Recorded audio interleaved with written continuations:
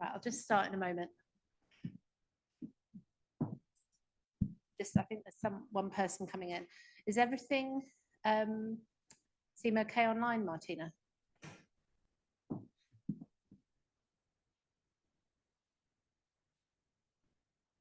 And is it started recording? Okay, good evening, everybody, and welcome to the Wiener Holocaust Library.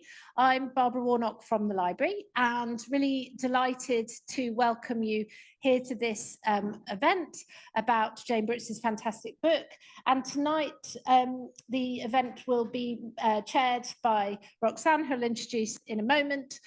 So I'm just here to welcome you on behalf of the library, and also just to say that this event, I think it wasn't initially conceived in this way, but it's become part of our event series for our Traces of Belsen exhibition. So this exhibition looks at the history of the various camps at Belsen, including the prisoner of war camp, the concentration camp, and then from, you know, the immediate point of the end of the war and the liberation of a camp, the beginnings of the displaced persons camp that was in existence there till 1950. And it's that section of the exhibition and of the history of Belsen that's in some ways more relevant for Jane's research and Roxy's research actually as well. So yes, this exhibition goes on to July. We've got other events. So you can find out more on posters as you leave this room and also on our website. So just a few kind of practical words. The fire exit is just the main entrance that you came in. There's no other fire exit. So if there's a fire alarm, then leave via the main entrance. Should you need the toilets, then leave this room. And then you'll see as you go into the corridor there that there's a door and there's a sign and you go down the steps. Unfortunately, our lifts are out of action at the moment. So, yes, so without further ado, I'll just introduce you then to Roxanne, who is going to be chairing tonight. So Roxanne Moore used to work at the library actually and worked with me on educational and research projects and various things. And she's now completing a PhD at Royal Holloway University of London. And I'll let her maybe tell you the title of her PhD because I'll probably get it wrong, but it's also relevant for these subjects to do with humanitarianism and aid work and nursing and the role of Jewish refugees in all of that as well. So I'll hand over now to Roxy. Good evening, everyone. Yeah, my own research, I came to Jane's book through my own research on the Jewish Committee for Relief Abroad, which several of the nurses that Jane discusses in her book did join in the post-war period. So I was absolutely thrilled when it came out to see some new research on it. The title of tonight's talk is, I hope soon to get into a hospital, recruiting Jewish refugees into the British nursing profession. And we're absolutely thrilled to have Dr. Jane Brooks with us all the way from the University of Manchester.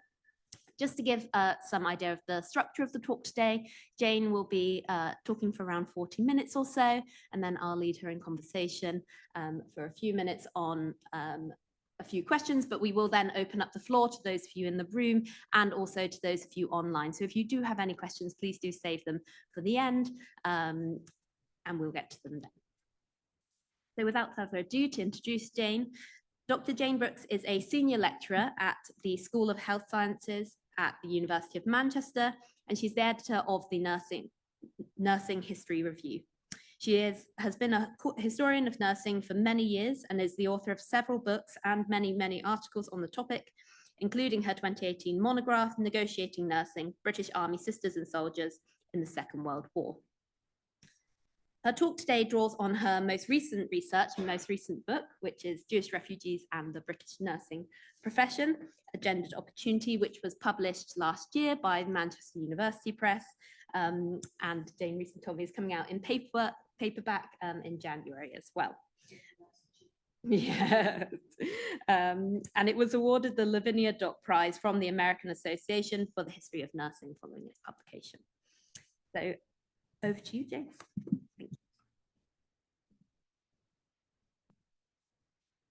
Well, first of all, my great thanks to Barbara and to Roxanne for introducing me, inviting me, and to the Wiener Library more generally, and for Roxanne's amazing organisational skills, which I think put most people to shame. So thank you very much. I do have a propensity to talk quite fast. So if I start going, blah, blah, blah, somebody's to sort of put their hand up and go like that, and I will slow down. Just one thing, I'm not actually going to talk about the post-war period here, but there are one of the nurses, particularly Alice Redlich, who I talk about in this paper, did go on and was a nurse at Belsen. So there are links, but they are tangential.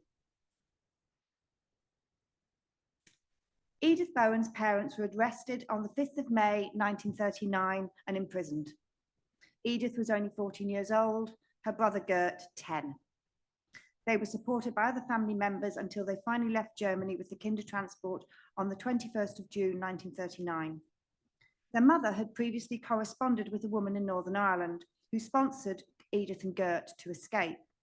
They arrived in Belfast and were settled at Mill Isle, a Jewish refugee settlement farm. Edith's brother Gert entered grammar school and eventually became a PhD qualified chemist. As a girl, an option for such an education was virtually impossible. And anyway, she soon realised she did not have enough education to go into university. However, she had promised herself to do either history or medicine when I was young. Once her situation in Northern Ireland was settled and she'd reached the age of 18 years old, she started to see nursing as a good opportunity. Her diary entry for the 27th of June, 1941 stated, "I have written to 4 hospitals and have had 1 refusal. 3 letters went to England and 1 to Belfast. Mrs. Kona and I have ordered the Nursing Times." In her oral history, she admitted, nobody would have a Jew and an enemy alien. On the 18th of January, 1942, she'd still not received an offer of a place. Writing, "Anyway, I hope soon to get into a hospital." Her memoirs then have a note from 1990. "I started at the Ards District Hospital in September 1942. It had taken Bowen over a year to find a hospital training school that would accept her, and this clearly was not the best place for her. One Sunday, she was told by one of the hospital chaplains she would go to hell for being a Jew." My talk today focuses on the nursing world into which young women and girl Jewish refugees were recruited. I'll begin with a brief analysis of the situation of nursing and the nursing profession, just to set the scene for nursing in the mid-20th century Britain. This will be followed by an examination of the attitudes of the nursing press and ordinary nurses towards refugee nurses. Consideration will be made to the responses of the medical profession to refugee doctors as a way of sort of framing this anti-refugee polemic. As I argue, those antagonistic to the appointment of Jewish nurses need only to look to the positive reporting of the National Socialist regime in the nursing press and anti-refugee polemic of the medical profession to bolster their stance. Drawing on personal testimonies from a number of oral histories and written narratives, I hope to demonstrate the difficulties that many faced in locating a hospital that would train them. Several refugees attempted to gain places at London teaching hospitals, and they were thwarted because these voluntary hospitals would not take Jews or foreigners. As I identify, such antipathy on the part of the voluntary hospitals meant that the municipal hospital system was able to recruit young women from far more educated and cultured backgrounds than was usual. I consider in particular the experiences of those refugees who are fortunate to find themselves in supportive establishments, including 2 hospitals in the East End of London. One, the London Hospital Whitechapel, which actually was a voluntary hospital but was quite supportive, and also the Jewish Hospital. And then the London County Council hospitals, otherwise known as the LCC hospitals. The responses of the 2 East End hospitals bring into stark relief the influence of the refugees' Jewish heritage on decisions whether to admit them as nurses. The response of the LCC demonstrates an acknowledgement of the talents that these young women could bring to less prestigious establishments. Finally, I will examine the interviews and acceptances of refugees into nurse training hospitals. On the 11th of October 1930, Dr. Esther Carling, the medical and superintendent at the Berkshire and Buckingham Tuberculosis Sanatorium, wrote a letter to the medical journal The Lancet. I quote, "The medical profession seems curiously asleep in the face of an approaching crisis. More and more the doctor depends on the nurse, less and less he will find her. Educated young women and their parents," she continued, "prefer that they stay on at school and study for teaching, business or social work. And although nursing is great work and can make the best use use of the best that any human being can offer, the manner in which nurses were trained was not conducive to intelligent women, and thus we are letting it slip as an opportunity for our well-educated girls. Letters from nurses themselves flowed to the Lancet following Carling's letter. One published anonymously was particularly clear in its analysis of the problem. The modern educated girl is going to be nobody's handmaiden, and the medical profession, having exploited the handmaiding ideal of the nursing profession, the servile attitude of the nurse has resulted in the loss of social status, which the girl whose brothers are often doctors is not prepared to accept. Medical science will be practically wasted unless there was a profession such as ours prepared to assist in its application. What is that service worth to the medical profession and the community? It has never been properly acknowledged by the former or paid by the latter. And when it is the finest women in the country who fill its ranks. On the 5th of November 1930, the Lancet announced its decision to hold a commission of inquiry. The Lancet Commission published its final report into nursing recruitment and retention in 1932, in which it highlighted petty rules, harsh discipline, and poor financial remuneration. The nursing profession wanted to recruit educated middle-class girls, but had always struggled to access this cohort of potential recruits in any meaningful numbers. Many of the accusations were valid, and attrition rates remained excessively high throughout the decade. A downturn in the economic climate during the Depression had offered some improvement in the recruitment to British women into nursing, which in the 1930s enabled the College of Nursing to impose restrictions on the employment of foreign probationers, including Jewish refugees. However, the improvements in the recruitment of British nurses did not last. The lack of real change meant that in 1938, the Association of Nurses reported that 38% of probation, that's student nurses, left in the first year, and only 50% ever qualified. As the country faced inevitable war, there was a stark realization that Britain did not have enough nurses recruiting refugees.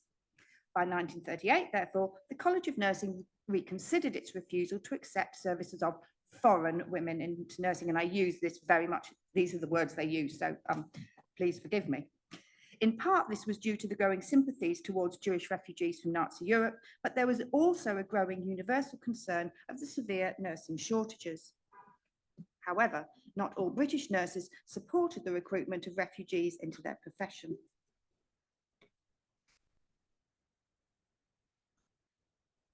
The issue was exposed paradoxical situation of British nursing. There were not enough young women willing to enter nurse training, yet the nursing elite and wider profession, there were those who opposed the recruitment of those who did not fit the ideal of the British nurse, white, single, middle class. The lack of recruits meant that work was harsher and discipline tighter for those who stayed. A high turnover of junior nurses meant that ward sisters needed to maintain strict obedience to guarantee both an effective environment for the sick to heal and the moral universe they believed was necessary to ensure suitable recruits to the profession. Ultimately, such an environment would make conditions less amenable to young women, especially those from educated backgrounds. During the 1930s, a number of voluntary organisations were established to care for and support refugees from Nazi Germany. One of these organisations, the German Jewish Aid Committee, identified nursing and domestic service as two potentially useful escape routes for Jewish women and possible work opportunities once young girl refugees reached adulthood. A nursing committee was thus established. As war approached, these various organisations were amalgamated, and in 1938, the Nursing and Midwifery Committee, or department, used both terms, was formed. It moved to Bloomsbury House in London, and thereafter became known by that name. Several refugees whose narratives comprise the wider project from which this talk is taken identified the department as critical to their escape, arrival, or employment opportunities in Britain. They also set up a domestic service bureau, which seems to have worked quite tightly alongside it. In a letter from the Merseyside Coordinating Committee, written on the 2nd of March 1939, and Elizabeth Parry informed Susie Linton that if for any reason she needed to leave Germany before the 1st of May, Bloomsbury House would find her accommodation. Thus, when Linton arrived in Britain on the 16th of April 1939, she was accommodated at the Catholic Teachers Training College in Liverpool. After 2 weeks acclimatising to British life, she reported to Bloomsbury House as directed for her domestic service placement. Bloomsbury House itself offered some short-term accommodation as well as helping to find employment. When Josephine Bruegel arrived first in April 1939 from Czechoslovakia, she was able to stay there until her first job caring for a small child. Kitty Schaefer's uncle, who was already in London, applied for her to come to Britain via Bloomsbury House so she could get a visa. Schaefer recalled that all the decisions relating to her escape to Britain were taken by this uncle. I knew nothing, because don't forget at that time I was in Vienna. I knew nothing. It was left to my uncle, who was here in London, to find out all things that are necessary, where to apply. Trudy Moose also found Bloomsbury House to be a lifeline, as it was through the department that an interview for nursery nurse training was organised. Elizabeth Katz recalled Bloomsbury House as where the Jewish organisations were located. They worked to get people out and to get people processed. It was through this department that she received her nursing visa and was offered a position at St Luke's Hospital in Bradford, Yorkshire. The department were particularly important in placing refugees in hospital training schools recognised by the General Nursing Council. To ensure the system was organised and maintained direct contact with the Home Office, the department requested that Miss G.V. Hilliers, matron of St Thomas's Hospital, take over as chair, Miss E.M. Pye, president of the Midwives Institute, its vice chair, and Miss Frey, herself the daughter of an exiled Austrian doctor, as its secretary. Having such high-profile members of the two professions leading the department lent a certain authority, but it did not mean refugees were welcomed into all hospitals. And ironically, St Thomas's Hospital, where Miss Hilliers was the matron, was one of the hospitals that wasn't very welcoming. I don't know if she knew this or acknowledged it. Nursing and the refugees.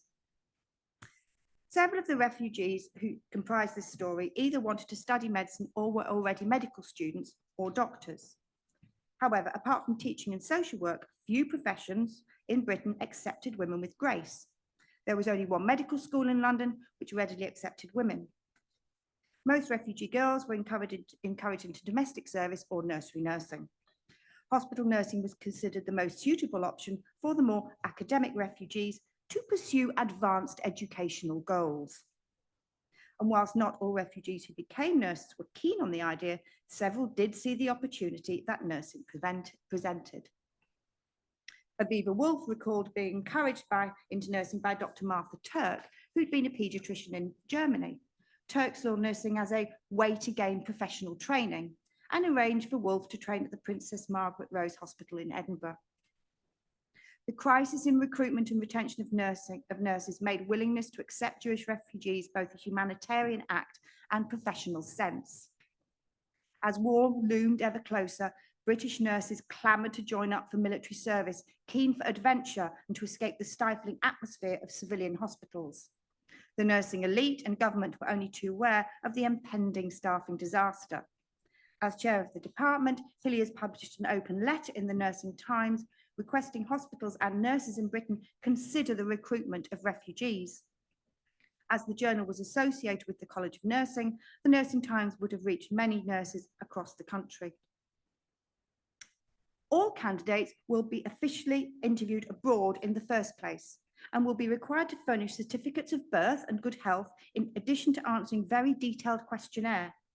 The completed dossier of all candidates recommended as suitable for training will be forwarded to the nursing subcommittee, who will make the final decision and obtain vacancies for them in recognised training schools in England and Wales.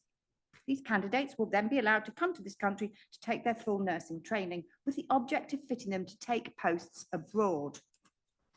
Publicity will be given to the scheme by circularising the matron of training schools recognised by the General Nursing Council, who were asked to place the matter before their hospital committees for their sympathetic consideration. We feel the need is imperative, and we ask all leaders of the nursing profession to assist in extending a helping hand to those who are in great distress at this present time. The edict was clear. Once qualified, these nurses were expected to transmigrate, but at least they would be given the opportunity of a training which would last 3 or 4 years. They would have safety for that time. Though whether she's thinking like that is, I don't know. What is not stated is that in return, they would offer hospitals cheap labour essential to the nation with a recruitment crisis. Nevertheless, despite this opportunism, Hillier's sympathy is clear. British nurses wrote to the Nursing Times and Nursing Mirror offering their support. On the 26th of November 1938, a sister wrote begging her fellow nurses to help. None of us can open our daily papers and remain unmoved at the desperate predicament of German Jews. Can we not, those of our profession, do something to aid this human suffering? Many of these poor wretched creatures are well-educated young women, girls brought up in refinement, now flung helplessly into a chaotic world without mercy or pity. The doors of some of our training hospitals have already been opened to a few, but the number is still yet quite inadequate. If such a scheme to support these young women to enter nursing could be launched, I, for one, would be pleased to accept responsibility for the welfare of one of these girls, to take her into my flat, fit her out with uniform and books prior to her entrance into some approved hospital training school, and give her a home for off days and holidays. No such official scheme was launched, and the lack of home for off days and holidays remained a problem for refugee nurses. The appeals to nurses to help, however, continued in the nursing press, on one occasion even acknowledging the value of meeting people from different backgrounds. On the 31st of August 1940, M.H. Campbell addressed a letter to the matron of the nation's hospitals in Nursing Mirror. So make room for an alien nurse if you can. Take more than one if that is possible, and you will find not only have you added a hard worker and intelligent nurse to your staff, but that through contact with a fellow human being with a different background, your own life and that of your other nurses has gained a wideness of outlook and variety of interest. It is unclear if a call on behalf of embracing difference would have appealed to many in Britain, given the general suspicion of foreigners. Campbell's appeal to developing a wider outlook showed that there was some open to new ideas and broader understandings. In general, however, requests were grounded in sympathy for the victims rather than the benefits of meeting and working people from the small island of Britain, outside the small island of Britain. In Pye's appeal on behalf of those training as midwives, the reflection of victimhood is all too apparent. On the 10th of June 1939, she wrote to Nursing Mirror, "No one can come into contact with these victims of social upheaval without great sympathy for their tragic stories and admiration for their courage and determination in starting a new life. Stripped of all they possess save character and education, and the work of helping them is of deep human interest. Helpers are wanted to give regular time interviewing and giving information to inquirers." The 1939 report of the Central Council for Jewish Refugees identified that the midwives subcommittee enabled a number of women doctors to take up midwifery training. On the 12th of August 1939, Pye wrote again to Nursing Mirror, "I should be most grateful if you would allow me to make known an urgent need for textbooks on midwifery for the use of medical women refugees who have received permission to enter as pupil midwives in this country." The opportunity for medical women to retrain as midwives is an interesting one, and not an option given to male doctors, and was not questioned either by the male-dominated Central Council for Jewish Refugees or the nursing and midwifery professions. The demand to escape Nazi Germany was such that women doctors were prepared to take this option and escape and work. In a letter to the Nursing Mirror on the 11th of February 1939, MCS asked, "May a Jewish woman MD of Vienna, who is a gynecologist, take her CMB, that's the Central Midwives Board exam, without general training? Where does one apply for special dispensation?" The answer confirmed the ambivalence towards refugees and the opportunism of hospitals to benefit from the expertise of these medically trained women without paying for it. Midwifery training is open to people not generally trained, but it usually takes 2 years instead of 1 for non-state registered nurses. No dispensation was offered, but the address of the Nursing and Midwifery Department for application was provided. It is not known if MCS was successful and managed to escape. There is some evidence that those who were supported by the British Federation of University Women and were sent to hospitals in Scotland had their medical degrees taken into account and were able to complete their midwifery training more quickly. Even so, some have suggested it was a step backwards for female doctor to take a position as a nurse or midwife. Silva Simsova, who interviewed Josephine Bruegel, suggests that she was not happy working as a nurse in Bognor Regis and argues this is because she was a would-be doctor. Bruegel was in fact in the final years of her medical training before she fled to Czechoslovakia. However, in her memoir, Bruegel admits she had seriously considered nursing when she was deciding on her career, but nurse training had not been properly established in Czechoslovakia at that time. Had my father been alive, I would have taken up nursing in England. I inquired, but I did not wish to leave my mother. Bruegel did criticise the hierarchical nature of nursing, specifically at the convalescent hospital in Bognor, but she'd been happy in her previous jobs.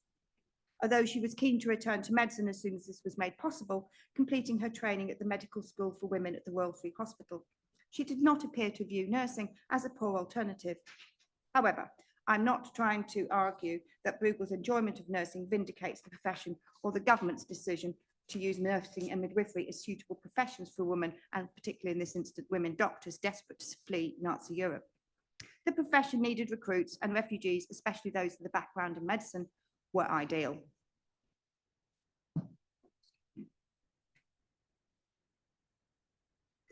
Nevertheless, despite these lovely letters to the nursing press and people trying to help, not all actual British nurses were keen to have refugees in their profession. Nurses like the population as a whole, were susceptible to the same fears of I quote, a foreign invasion, and anxious about their income in a time of high unemployment. Britain may not have been as systematically anti-Semitic as some countries, but that does not mean that anti-Semitism was absent. It was perhaps understandable that that it was they were fearful of an influx of refugees in a time of economic crisis. However, as historian Tony Cushion argues, in the 1930s, many Britons were suspicious of Jews because they were Jews. Any antipathy towards refugees may have been bolstered by ongoing engagement with those within the National Socialist regime, as reported in the nursing press. And I found this absolutely bizarre. In July 1935, the Nursing Times reported on 2 nurses engaging in a tour of the Rhine.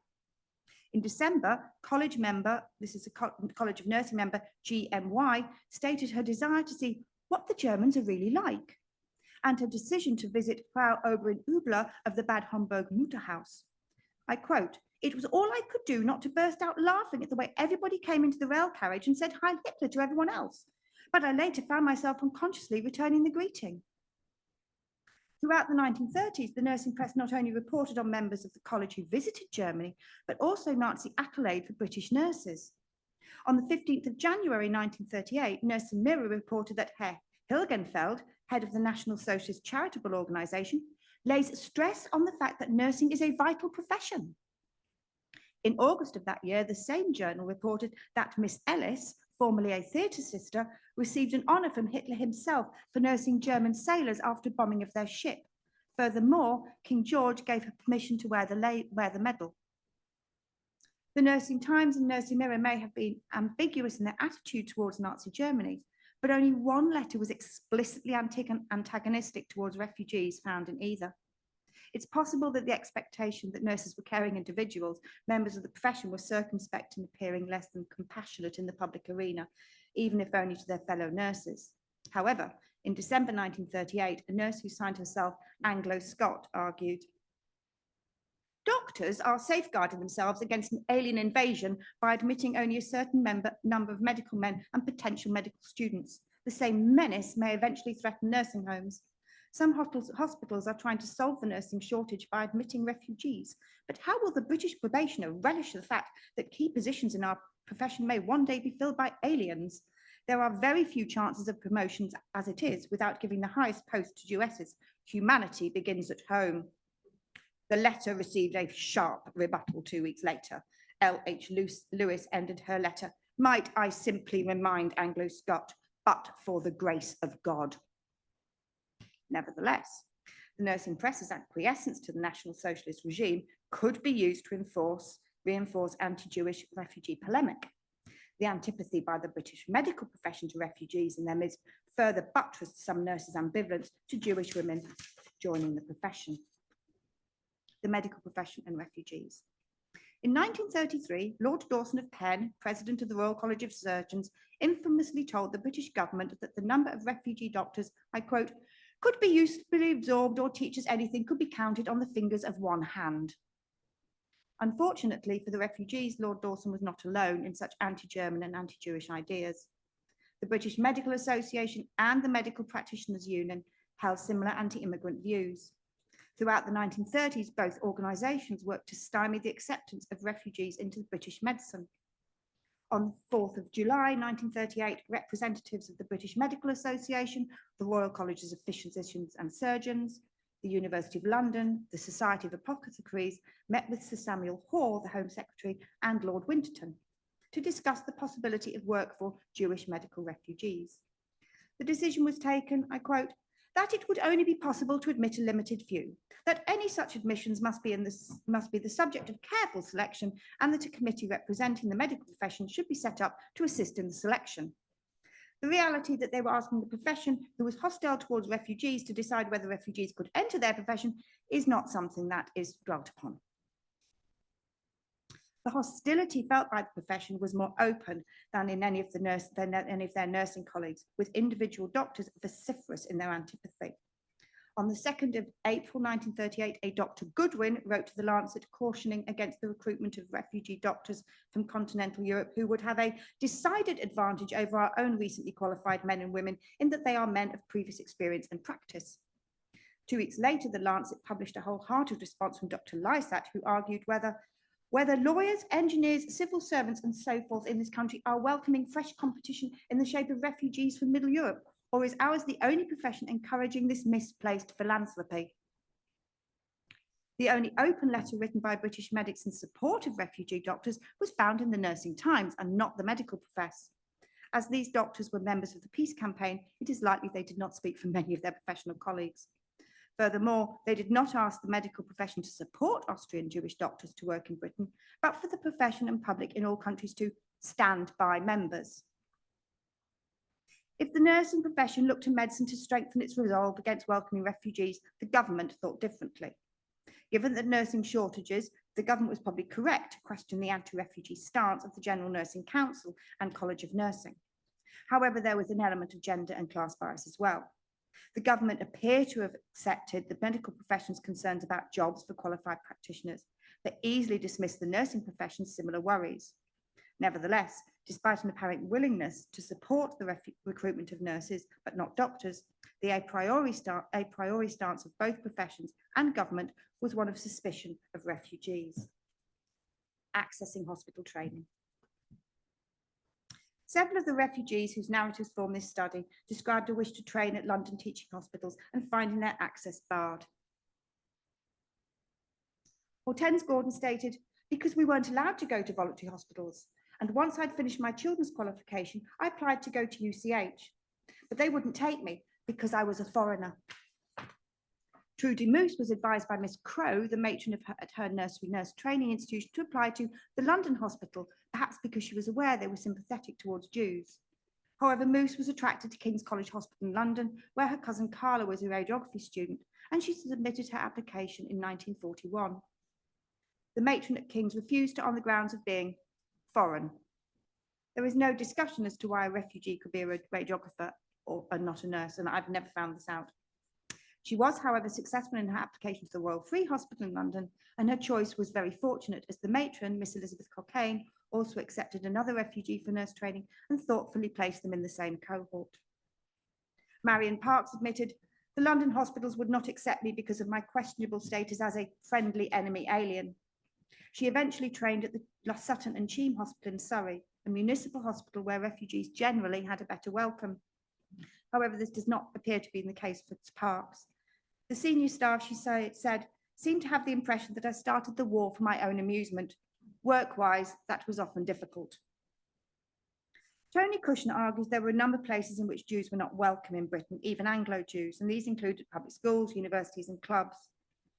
Jewish refugees were allowed to work and study, but only if their British counterparts accepted them, and not all did. London teaching hospitals tried to impose similar restrictions as other anti-Jewish establishments. According to Peter Alter, Those refugees who were willing to move to depressed areas like the Northeast were accepted over those who wished to remain in London. However, because anti-Semitism tended to be worse in areas where they had fewer refugees, their dispersal across the country may have been counterproductive. Furthermore, it increased the isolation of vulnerable young people who had fled the horrors of Nazism, only to find themselves alone in often hostile places. An isolating experience. Even for those who did not describe hostility, being sent far from home or newly found friends could add to the distress of these young women who were already suffering from the loss of all that was familiar, including language and culture. Mia Ross was 16 and a half when she left Austria in March 1939. She admitted that people were kind, but she struggled with the English language, which initially made life and developing friendships difficult for her. On completing her school leaving exams in 1940, when still only 17 years old, Ross became a domestic servant. Like most refugees who found work as servants, Ross did not particularly like the work. However, she was fortunate. Her ex-headmistress continued to take an interest in her and search for a nurse training position. In her memoir, Ross admitted it could not have been easy to find a training hospital for her. There were a number of hospitals out of bounds, either near the coast or near munitions factories or in other places where even friendly aliens were not allowed. In the end, Ross was accepted as a student nurse at the Keighley and District Victoria Hospital in West Yorkshire. Keighley's near Haworth, in Bronte Country. As a domestic servant with a family near Saffron Walden, Ross wrote how she missed the company of those friends she'd made since arriving in Britain. Having relocated to Keighley, she was now over 200 miles away from friends she'd met only 2 years previously. In her memoir, Ross describes being circumspect about becoming a nurse. I started training as a nurse in hospital in March 1941. I must say I was pleased to finish my work as a domestic, but I had quite mixed feelings about my future as a hospital nurse. Being a friendly alien during wartime left you with a limited choice of jobs or career. A more supportive world. Despite the difficulties that many refugees experienced, there were those willing to support them. Lee Fisher arrived in England with her younger brother in July 1939 and were home for the family in Westgate-on-Sea, who ran a boarding house. When war broke out 2 months later, the housemaids left their positions. Fisher, aged only 14, had to become the maid. Her brother was housed in a rather neglected annex to the building and died from rheumatic fever shortly afterwards. After her brother's death, she was collected by a cousin who lived in Manchester and moved to that city. This episode in her life was no better, and once again she was sent to work as a domestic servant. The work was arduous and lonely. Nursing was seen as a positive alternative. I went to the interview, and since I'd not got enough schooling, I had to write an essay, and apparently that essay helped me get into nursing. And I started nursing in March 1943, and that was the same year my parents were deported for Auschwitz. So basically, I was on my own. I was never a teenager. I grew up very fast. It's unclear if the matron's willingness to accept Fisher as a probationer nurse was out of sympathy or desperation for nursing staff during a time of war. Being on the outskirts of Manchester would have made Booth Hall less popular training school than those in the centre. Whatever the rationale, her support enabled Fisher to enter nurse training without the requisite educational qualifications, so she just scooted her in. Ross's headmistress maintained their relationship after Ross left school, helping her find a nursing position. Kitty Schaefer recalled her interview, which she attended with her father, which her father attended with her because she couldn't actually speak very good English, but she was still accepted by the hospital matron.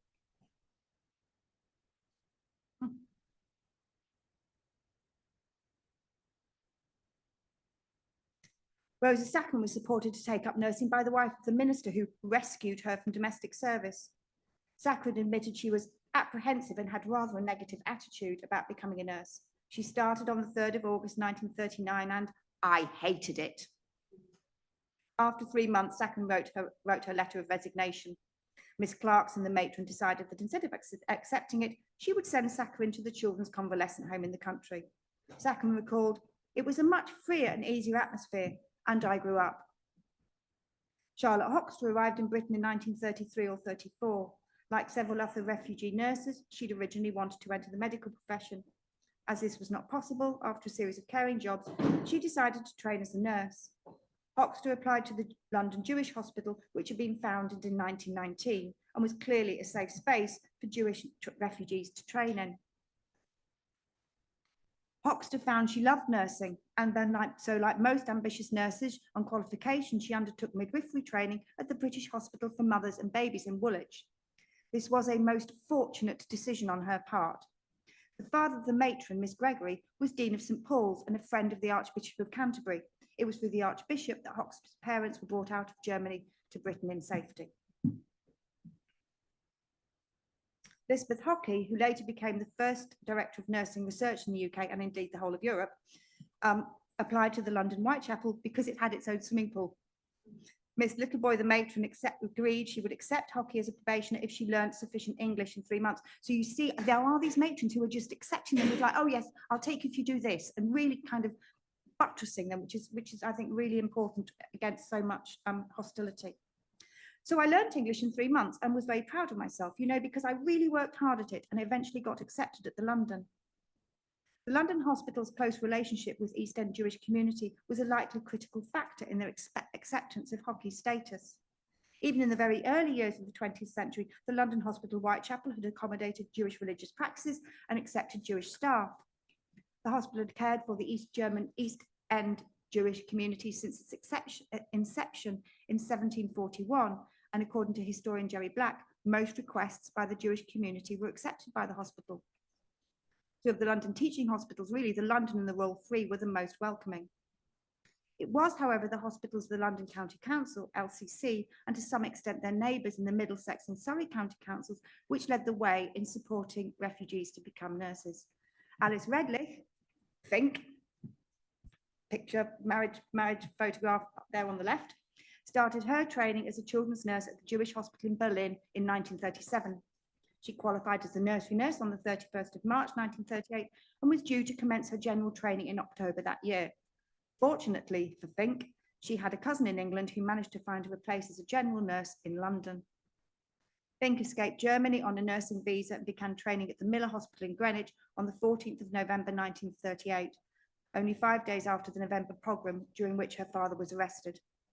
He was released, but she never saw her family again. The matron and sisters who handled these things, she said, at the hospital were very considerate. The matron even ensured Fink was placed on the children's ward because she knew Fink had worked with children and thought it would make things easier for her. The Miller Hospital was part of the LCC system, which, according to historian Paul Weindling, was particularly favourable towards refugee nurses and doctors. At least 8 of the nurses whose testimony comprised the wider project trained at LCC hospitals.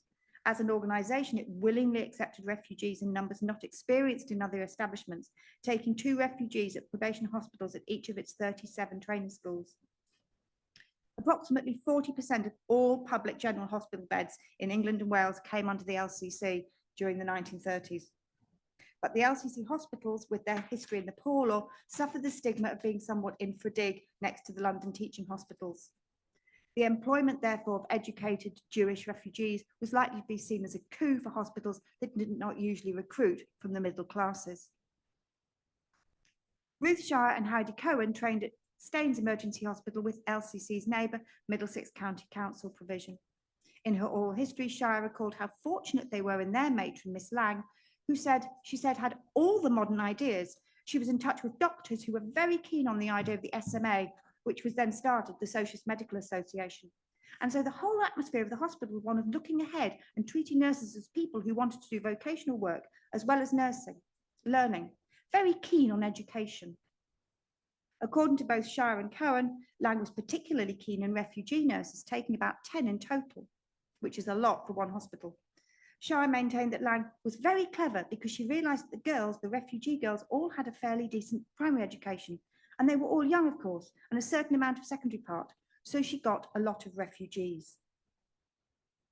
To conclude, nursing was both a pragmatic work option for female Jewish refugees and rampant opportunism on the part of the government and nursing profession.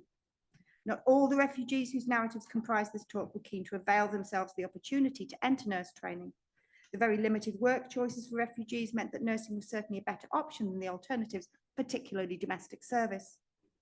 Nevertheless, there were those like Sackman and Ross who were at best unsure about nursing as a career. However, most appear to have viewed nursing as a genuine prospect for independence and a worthwhile career. The government and profession may have presented nursing as a useful career choice for refugees, but that did not necessarily correspond to hospitals opening their doors. Several of the refugees who sought places at the London teaching hospitals struggled to gain acceptance to them. The refusal of voluntary hospital training schools to accept refugees was to the benefit of the LCC and less prestigious training schools around the country.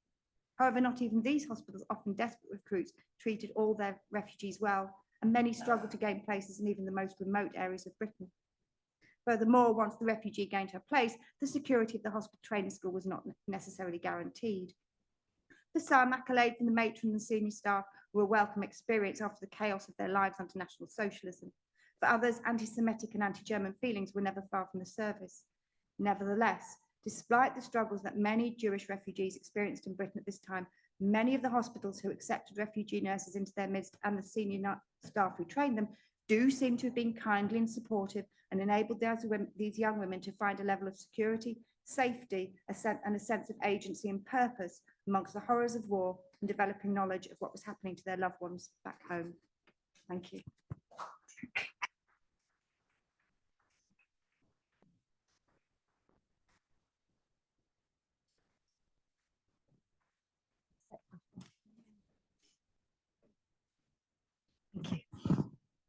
Thank you, Jane, for that fascinating talk. I feel like you really captured the contradictory atmosphere of the nursing world in the 1930s, which never seemed to go one way or the other. Going to draw you on a few questions first before we open the floor, if that's okay. You talk a lot throughout your book and throughout the talk today about gender and the way in which gendered expectations and being female really shaped the experiences of these young women. But I was wondering if you could also expand a little bit more on class as well, because I know our collections at the library are often geared more towards those that were able to escape and therefore had the means to escape as well. So how did class intersect with their experiences?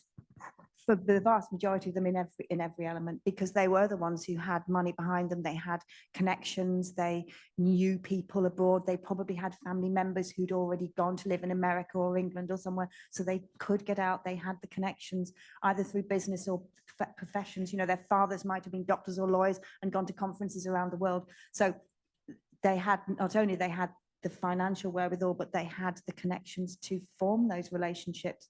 So you know, Edith Bowen's mother had correspondence with the lady in Northern Ireland, you know, because they had those connections. So I think class was really important, but it also made their life when they got here more difficult, because especially for those girls who went to work in the provincial hospitals and the municipal hospitals, where the majority of nurses were very working class, and some of them talk about they literally cannot understand a word these girls say, that they were just so, it was such an alien atmosphere, and they were so different in every way. They were Jewish, they were foreign, they were a different class, they were a different education, they played musical instruments, they were well cultured, they were well read, and these girls were like, you know, from a town somewhere and had never, you know, gone from there to there. So really very different. And but they say, you know, when they do talk about their nursing colleagues, they say, you know, they weren't like me, but they were kind and they couldn't understand, but they tried to. And but I don't know how much of that is rose-colored specs. Yeah. But I think it was very challenging for them. There's a great semi-autobiographical novel by Law. And she makes this lovely, she talks about this, her parents going from being very professional German couple, Austrian couple, to working as domestic servants, and just the insanity of it, and how these, you know, these British people treated them in such a way. It's a wonderful book, and I wish I could remember her name, but I can't. Come back to you. I guess linked to that, I mean, that paradox is fascinating, isn't it? The kind of opportunities class offers, and then the way in which it mediates your experience throughout. But linked to that, think my second question is on support networks.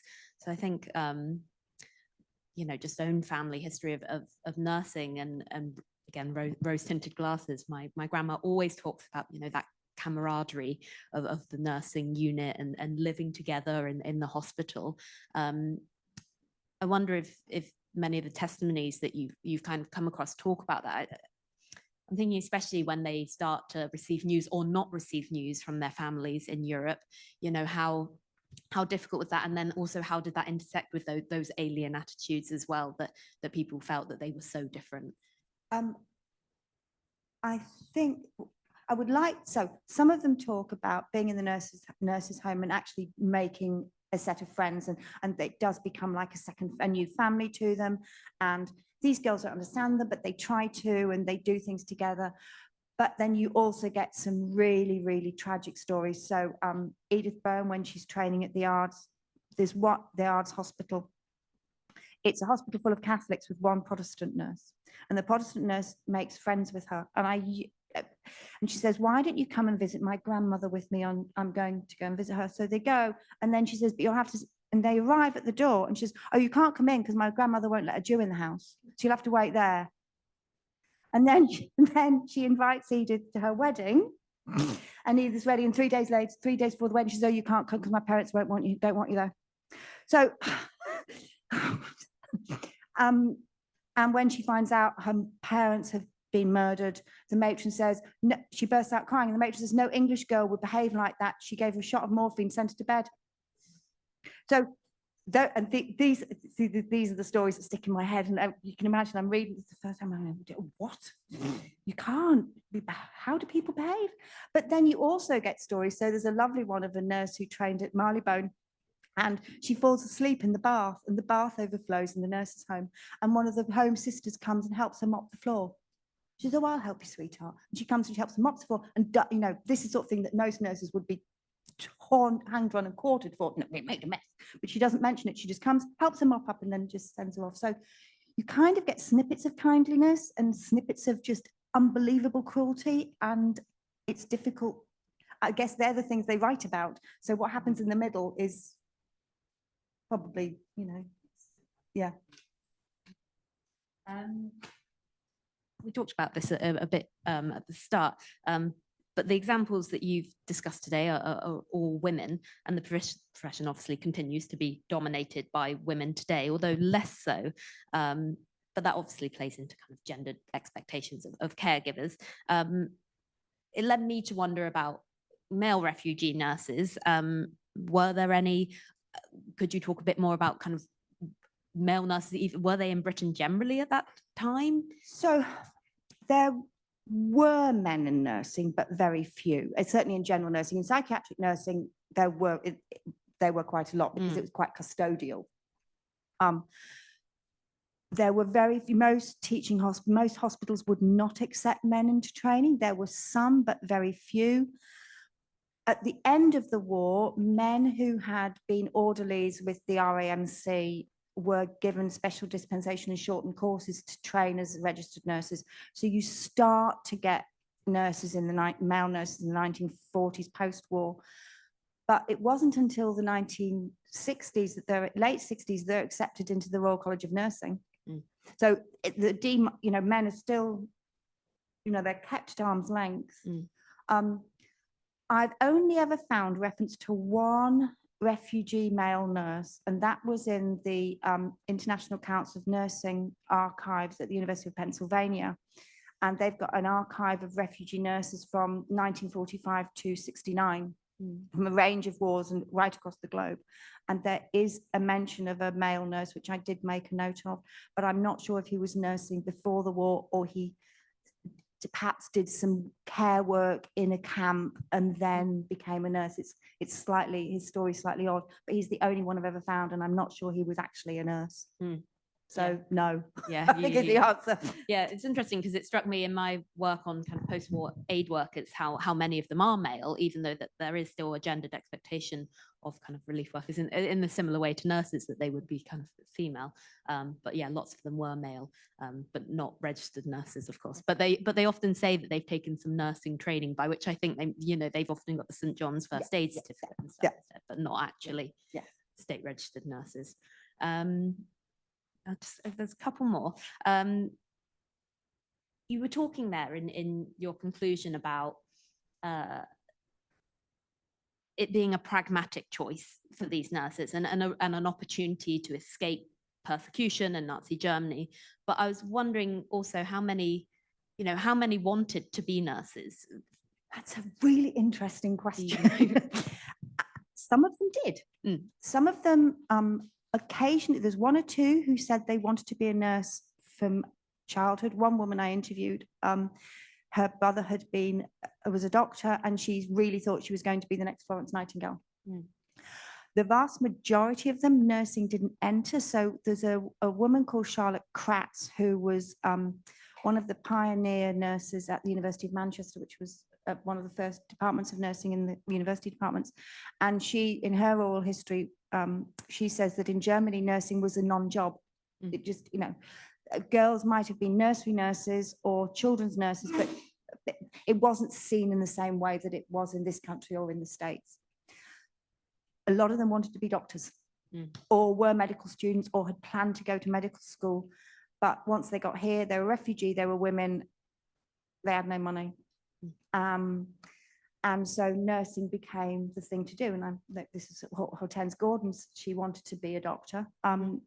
And she saw nursing as, okay, well, you don't have to pay for it, tick.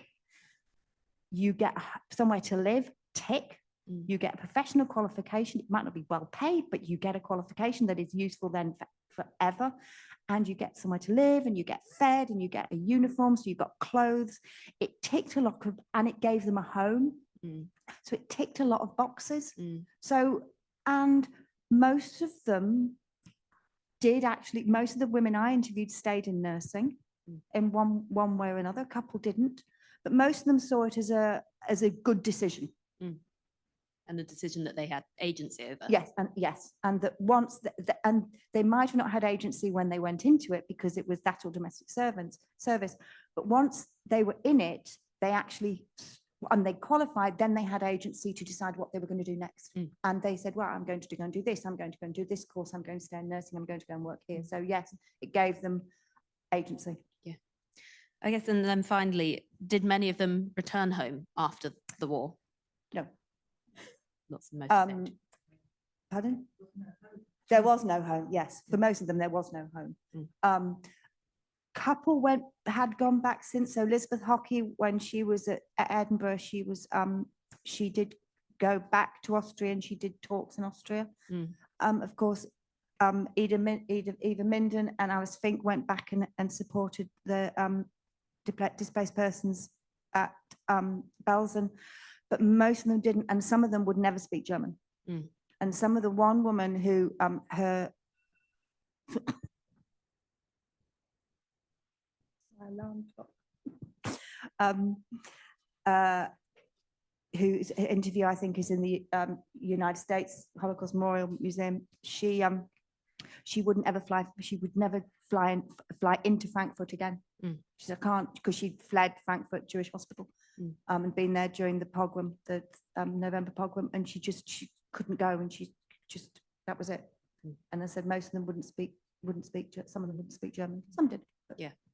Yeah, it's fascinating. The ones that did, were able to go back and then use the skills that they had learned during the war to then help the survivors in their former hometowns as well. But I know that lots of the JCRA nurses kind of went back, like Eva Minden, and then returned to Britain. And it wasn't like kind of a permanent. And most of them were naturalized by 47, 48. They got early naturalization in this country because they nursed during the war. So they were seen as useful. So and they chose to stay. Thank you for indulging me on all of my. Thank you for really good questions. love to open it out to the floor if anyone else has questions. Yes, of course. 1 second, let me. My mum, obviously nursing was a trade, as Jane said, and my mum came over to this country 1939 on a domestic visa. She was one of the ones whose father, who was a doctor, expected her to be a doctor. Apparently, women were very emancipated in between the wars in Germany. So it was a bit of a shock going from expecting to be a doctor, and obviously she couldn't go to the grammar school. Because she was Jewish, she was put in the secondary modern school, and then she became a domestic and wasn't treated very well. And she told me that the only jobs that nurses or aspiring nurses were allowed to do were to work in mental hospitals, children's hospitals, and infectious diseases hospitals. So she chose children's hospital. And then she got into the first health visitors course at London University. And in her experience of health visiting, she worked in Brixton with the next wave of immigrants, the Windrush generation, and then applied for another job. She wanted to come back to Northwest London. And one of her potential employers was actually Jewish, but from the pogroms generation, beginning of the 20th century, didn't know anything about the wave of immigrants from Nazi-occupied Europe.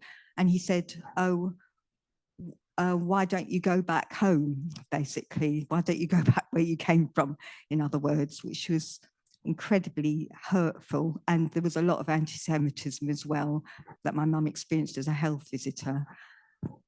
And she basically said there was a lot of ignorance and she couldn't have gone back after the war because she came from what was then Breslau in 1945. It became Poland because parts of the Ukraine became Poland. And I don't know the history, but there were a lot of people who moved from what was then Ukraine to what became Poland, Wrocław. So, and her parents obviously been, well, not obviously, her parents had perished in Auschwitz. Her sister, no one knows what became of her. Her house had been razed to the ground. It was obviously communism then. So there was absolutely no home to go to. So just to put it in context, basically. Yes, so that's what I wanted to say, basically. Yes. Yeah. 1 second. Yeah.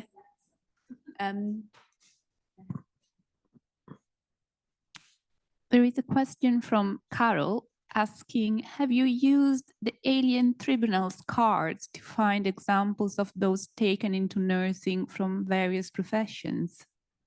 No, I particularly work in personal testimony. So I've used all the work, I've used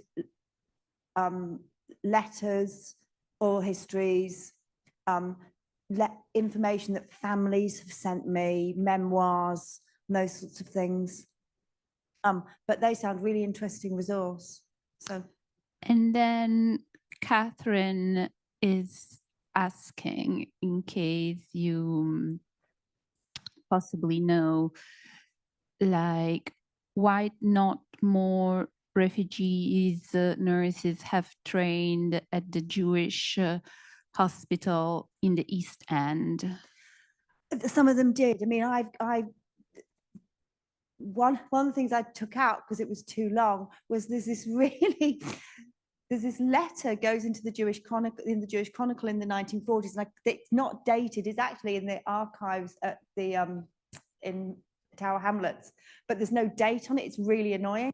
And this person saying, you know, why aren't more young women training at the Jewish hospital in East End? You know, you only thought about nursing when the Nazis came along, and you thought, oh well, I might as well do that. You know, you really should be getting on with it and getting into nursing and doing. So there was quite a lot of anger that Jewish girls were not going to the Jewish hospital. They obviously do take a number of refugees, but I haven't got the archives for them, so I'm not sure how many they took. But yes, a number of them did end up there because it was a safe space. But They didn't have a nurses' home until they started building it in 1935. It was finished in 39, and it was bombed in the Blitz in 40, so it only lasted a year. So they had nowhere to live, which was one of the problems with the Jewish hospital. Thank you. And then we have some questions regarding who supported and paid for the training of refugee nurses in the 30s, and then later, like, if these nurses get paid in any form. Okay, so up until, well, when I trained in the 1980s, you were an employee. So you were a student in name, but you were a halfway house. So basically they were called student nurses, or actually more likely to be probationer nurses at that time, but they were paid members of the hospital. So that was one of the advantages of nursing for the refugee girls, because they didn't have to pay for it. So the salary was meager, but they got 3 meals a day, albeit that I think some of it was pretty disgusting, especially during the war. They had a home, so they were put up in the nurses' home, which they didn't pay for. They were given a uniform, which they might have, so they often were told which fabric, and they had to buy the uniform. But I know that some of them did get help from the Jewish Refugee Committee to pay for the uniform. But once they'd done that, everything was paid for. So they got 3 years training and a certificate at the end, and a professional qualification that was fairly reciprocal at that time across the world, not entirely, but most countries would accept it. And they'd been looked after for 3 or 4 years. So it made sense. No, whereas medicine was just very expensive. You going to a university you had to pay. Nursing, you didn't, you got paid. Great, thank you. And if there's any more in the room. Thank you. Thank you very, very much for a very wonderful talk. It's really great. I think you sort of answered it a little bit in the last answer, but what drew you to this specific subject? Well, that's a really interesting question. I'm not Jewish, so that's my first thing to say. So that's, people go, oh, okay. But when I was doing my PhD, I interviewed 2 women, Elizabeth Hockey and Annie Atchell, who were founding academics at the University of Edinburgh department. And I interviewed them about a totally different subject. But then I realized, they were refugees. That's interesting. And then when I was doing research for my book on army nursing, I interviewed a woman, and she trained during the war in London. And she said, and one day, it must have been about 39, she said, one day this girl arrived, and she was Austrian, and she was really isolated. So I thought, okay, so there's Annie and Elizabeth, who were sadly now dead, and they were refugees. And here's this woman talking about this girl arriving from Austria. There's a story here. And so it just became, that's what happened. So it kind of, something there and something there and then something there, and that was it. It took off, and it has been a labor of love, but I have sat and nearly wept in the oral histories, because these women were in their 90s when they were talking to me. One of them said, she lives in Birmingham. She said, I don't think she's alive anymore. She'd be way over 100 now. But she said, I don't drive into the city centre anymore. She was 98, and I was thinking, thank God. It's all right, I'll get a taxi. And her family said, you mustn't drive, Mum, you mustn't drive. And there she was planning to drive into the city centre of Birmingham to pick me up. But yes, I was a little scared. Get a taxi. But no, I mean, these women were amazing. And every home I went into, they said, let me give you some lunch. What would you like? Here's, blah, blah, blah. Here's some biscuits, here's coffee. And then they tell these stories, and I struggled not to weep. It was humbling, I think is the word.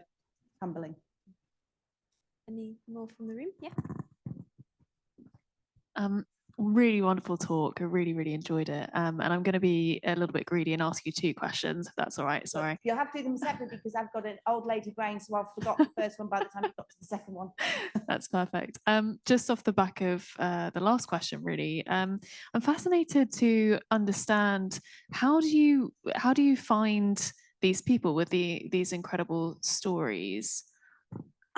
Well, the Jewish Chronicle and the Association of Jewish Refugees. So I sent letters to the editors, and I said, I want to do this work. Would they put the letters in? And they said yes. And then I would get emails from people saying, I've just seen this. I live in Canada with my mum, who was a nurse, but my cousin in England's seen this and sent it to me, or we saw this letter. And so I eventually managed to find 8 who I could interview. And given that they were all, well, the youngest was 88 and the oldest was 98. So these were not young women. I was really privileged. And I'd had to do some via Zoom because one was in Australia, I had one in Canada and one in the States. But the ones in Britain I managed to get to. So yeah, so Jewish Chronicle and Association of Jewish Refugees, marvelous organizations. Thank you. That's amazing. And my next question was just going to be, obviously there's been a huge impact from a huge number of refugees, but also migrants on the development of the National Health Service. What do you think is the impact of these young women on that and sort of how it developed? 4 of the most influential nurses of the 20th century were Jewish refugees. Or, well, actually, Elizabeth was officially non-Aryan. So Elizabeth and the actual I've talked about, then Marion Ferguson was head of nursing at Cardiff University, which is one of the very early ones, and Elizabeth Kratz at Manchester. And then you have other ones who did really amazing things, like, so Hortense Gordon is one of the first health visitors for elderly people, and she actually gets referrals from doctors. Now, this is in the 1970s. This is pretty avant-garde that she's being invited into a realm where a doctor is saying, you need to talk to Mrs. Gordon because she's the expert here. So have people not big, not massive names, but are doing things that are quite avant-garde. And then one of the other women I interviewed, Silly Ha, went back to work when she had children. First of all, she went back when she got married, and the sister said to her, right, you're not to talk about your honeymoon, you're not to talk about matrimony, you're here to be a nurse. But she was unusual because she was the only married woman nurse in her hospital. So you just get these snippets of these women who were just a little bit more interesting than some of their British compatriots. So, and obviously had huge guts and just thought, well, I'm not going to stand for that. I'm going to do this. So I think their impact has been phenomenal, considering there weren't that many of them. Thank you. So we've got a question online, which may have to be our last potentially kit time, but it's quite an interesting one. So this is from Dina, and she says, many of the nurses you mentioned were German or Austrian. Were they not subject to internment as enemy aliens? My mother had left Berlin in 1933 for Palestine. She was featured in the talk of Eva Wolf and was therefore a Palestinian and a subject of the British Crown, and unlike her friends, was therefore not interned. Okay, so I found most nurses were not people that they thought were dangerous. Most of them were category C, so were not interned. I found 2 women who were interned, and interestingly, they both were category B, and they were both student nurses in Yorkshire. And on the face of it, I thought, well, this is nonsense. You know, why have they? What's particular about this? And then one of them said that apparently there was some concern that there were enemy infiltration in the mills, and so that refugees in Yorkshire were particularly looked upon as slightly worrying because they thought there'd been infiltration of fifth columnists in some of the mill towns. So those were the only 2 who were interned. So 2 of I didn't interview them, but their interviews are available, and they went to the Isle of Man. And so they're quite interesting. One of them was having an absolutely hideous time in the hospital where she was training. They were so vile to her. So she's actually quite glad to go, because actually when she got there, albeit that the journey was really scary and she was kind of picked up and taken by the police, and that was, you know, on this boat that was nearly sinking, she seemed to think, because it was so overcrowded. But when she got there, she, you know, the women, they weren't enclosed. So there was only about 4,000 women interned compared to about over 20,000 men. They weren't fenced in. They were in a particular part of the Isle of Man that was very pretty. She said it was a pretty town. We had beaches. It was lovely. We were allowed to get about. And because they were women, they just got on with it. So those who were nurses started the work, had set up a hospital. And if you were a hairdresser, you did hairdressing, and some of them did teaching. So she said they made a life, and one of them was there for about 9 months. And I mean, I think it was awful being interned, but actually it was quite a nice place and the sun shone. So I think they had but clearly actually being sent away again was very, very, very frightening for them. So it's a bit rose-colored spectacles, I think, the thing about internment, but very few of them were. Great. I think we have time for one more question from the floor. Thank you, Jane. You mentioned in your book, very sadly, that some of the women have succumbed to suicide.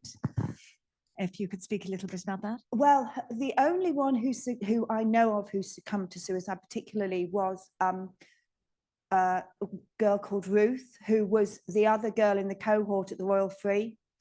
And she had a really good career. She was a senior nurse tutor. She was doing very well. And then in the 1970s, she put her head in the oven. And her friend was devastated because she said, why couldn't I help her? You know, what could I have done? What could I have done? But I think there is you know, when you read about people who've written about Primo Levi, there's this, you know, they're safe. And then suddenly they just can't. The survivor guilt was just too much. All her family were wiped out and she survived and she just felt she couldn't go on. And another one whose oral history is in the Jewish Museum in Camden, Dr. Roberts actually is close to it. So she comes out of the war and she's like, keep going, do my nursing, do this. And then in the 1980s, she goes like that. Yeah, it seems to be the 70s and 80s that suddenly it just, and she was very close to suicide, but managed to pick herself up. And she said that was the beginning of the end of the beginning. So I managed to keep going and sort myself out and sought help. So I think probably getting close to it happened more than people talked about. I don't know. People who I interviewed didn't mention it, but I'm sure some of them felt sometimes that it was. So I can't really answer any more than that. I think that's all the questions we have time for today. So it just leaves me to thank Jane for your incredibly fascinating talk and insight into these women's lives. Yeah, so thank you very much. Well, thank you for coming. Thank you.